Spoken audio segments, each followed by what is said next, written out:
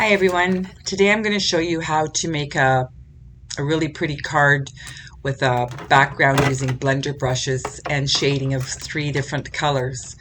So before I get started, I want to cut out all my pieces, do it all now so that I don't have to do it each time I need them. So I like to get all of that out of the way. So I'm using shimmery white cardstock. However, I do believe it is retiring with the new 2024-25 catalog. So you can totally use white cardstock. So you're just going to cut out the background that you want. So my background was using the Ornate Layers die.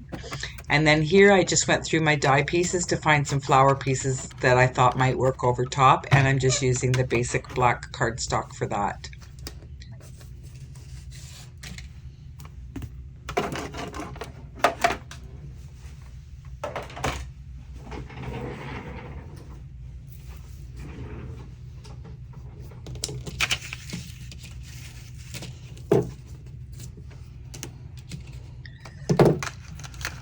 So because some of these pieces are rather intricate, I'm going to use my take your pick brush tip and the little foam pad that comes with it. And I'm just going to run the brush over top of the die a few times, and it will help release the cardstock. Because it's intricate, sometimes I just don't want to risk tearing the paper and having to recut again.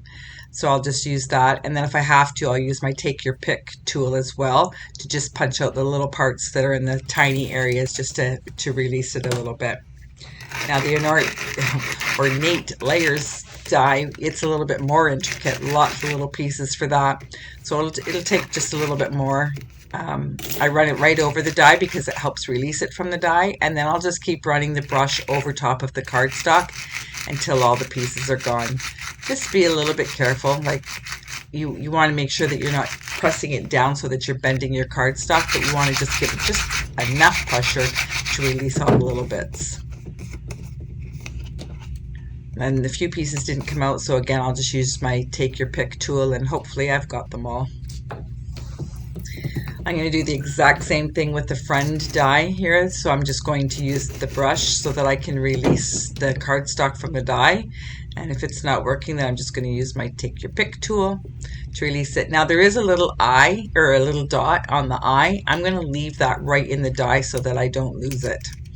And then for my butterfly, I'm going to start it with the take your pick tool, but then just run the brush over it and do what I have to do to get that little guy out of there.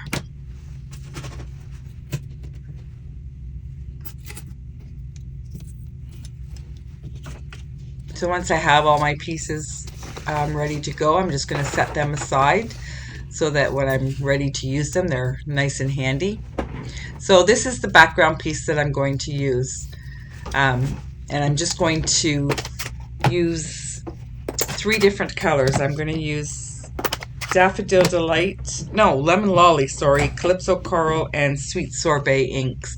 And then I'm just going to use my blender brush. I'm going to start with the Lemon Lolly, and I'm just going to run it over and just in circles, just keep brushing up and just keep going. And then when I'm running out of ink, then I will just add a little bit more to the brush. I do tend to put my brush on paper first just to make sure that I don't have a really big blob of darkness on my cardstock. And so I can see some of the dots that didn't come out, so I'll just keep using those. So I'll just keep working the brush until I get the ink where I think I want it. And the beauty of this is you can come back to it and add more. But I just want to make sure that I go up a little bit higher than the yellow's going to be. And it'll be a little bit of a lighter shade near the top.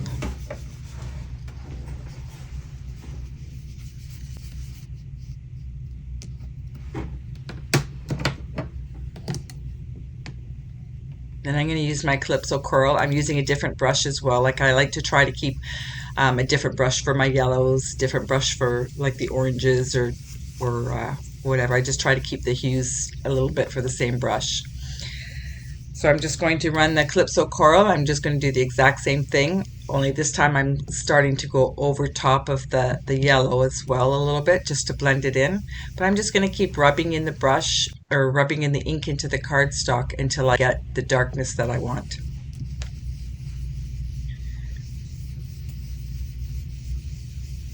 And I like to bring it down into the yellow and see how it just blends. And I'm not getting any lines that go across. It's all blended in really nice. And then we'll come in with the sweet sorbet.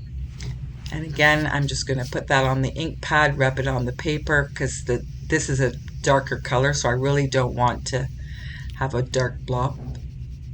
It's probably another word for blob, but that's all I can think of at the moment. But I'll just keep rubbing it in. I'm going over top of the Calypso coral as well, just to blend it in, like I said before. And just keep adding your colors to your brush and keep going and just building up the colors the way that you want. There is no right or wrong way to do this. If you want more red, you can add more red. If you want more orange, you can add more orange. You're just going to keep going and building it to where you want. I am going over top of the yellow still. I like to go over whatever lines I did before, because as I said, then you're not going to have any straight lines running across your paper. It's all going to be blended in. And then I used the yellow just to go over top of it again, because it was just a little bit too dark near the bottom than I wanted.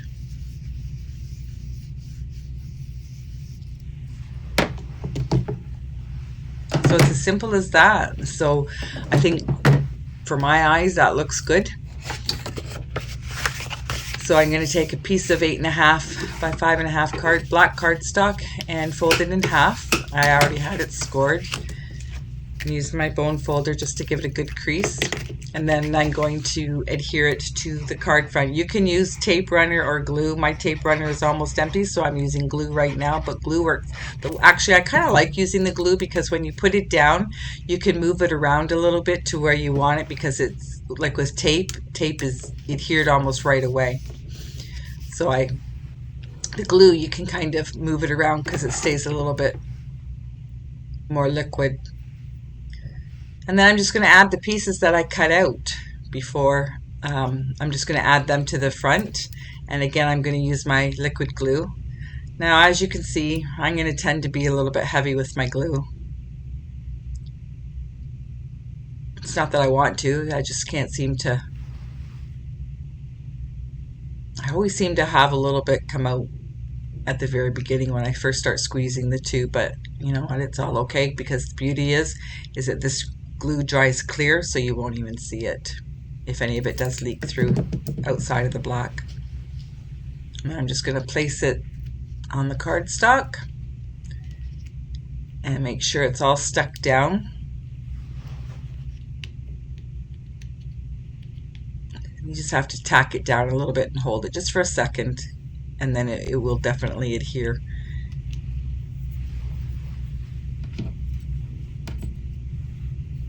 And then I'll add my second piece, and again the exact same thing. I'm just going to use my liquid glue.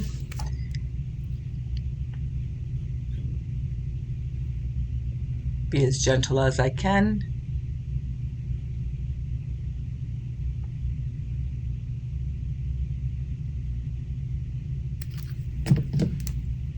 Oh, sorry. And then I'll place that down too. I'm kind of winging it as I go. I wasn't really sure how I was going to layer these, but I think that looks pretty good.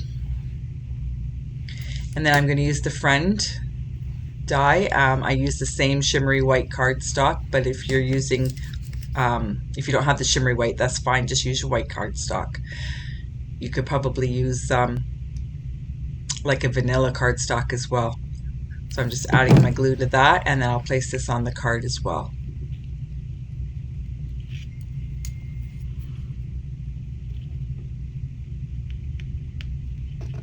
And if luck is on my side, then I still have the dot for the eye in the die, and it's there. Thank goodness. So see if I can get it out of there without losing it.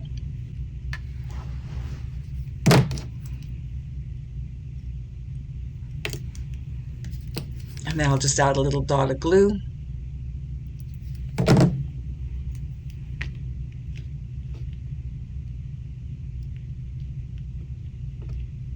And voila.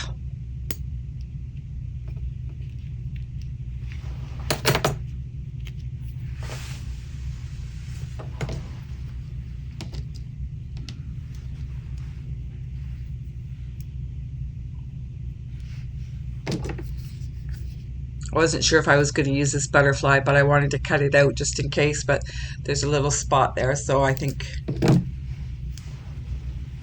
it'll look okay if I just stick it in there. I think that looks cute. And again, you can use whatever pieces you want. You can use whatever greeting you want. I mean, the choice is yours. I'm just showing you how to do a really pretty background, and then from there you can take it where you want. I'm going to add a couple of pearls to the center of these flowers, and then I'm just going to use the putty end of my Take Your Pick tool to pick them up and adhere them to the centers of those flowers. And I think that helps to finish it off a little bit.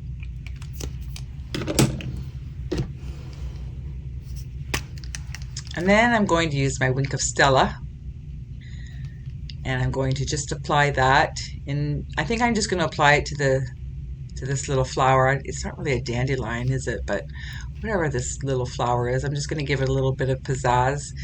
It goes on a little bit thick, and when it's wet, it's going to dry clear, and it's just going to have the little bit of glimmer to it.